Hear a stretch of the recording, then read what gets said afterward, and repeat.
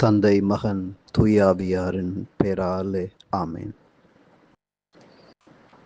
ஆறுதலின் தெய்வமே இறைவா, எங்கள் ஒவ்வொருவரையும் ஆட்கொள்ளுகின்ற ஆண்டவரே,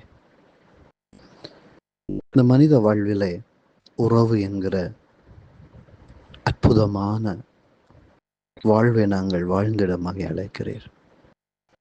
பல்வேறு விதமான உணர்ச்சிகள் எமது வாழ்வில் இருக்கின்றன.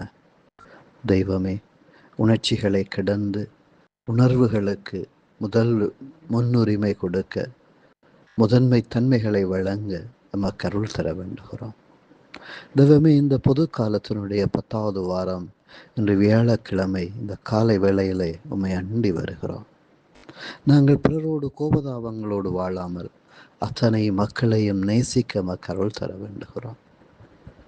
கொலை செய்யாதே என்று சொல்லுகிற பழைய ஏற்பாட்டு சட்டத்துக்கு அப்பால் கோபம் கொள்ளாதே என்று நம்மை பணிக்கிற தெய்வமே, யார் மீதாவது உனக்கு கோபம் இருந்தால் அந்த இரவுக்குள்ளே அந்த கோபத்தில் இருந்து நீ விடுதலை பெற்று விடு என்று எபேசியருக்கு எழுதிய திருமுகத்தின் வழியாக பேசுகிற தெய்வமே, பிறரை நாங்கள் தள்ளி வைக்காமல் அவர்களை ஏற்றுக்கொள்ள அழைக்கிற ஆண்டவரே, நாங்கள் யாரோடெல்லாம் கோபதாபங்களோடு இருக்கிறோம், யாரையெல்லாம் நமது உறவிலிருந்து பிரித்து வைத்திருக்கிறோம், ஆண்டவர் ஒரு கணம் சிந்திக்க நமக்கு வரம் தார்.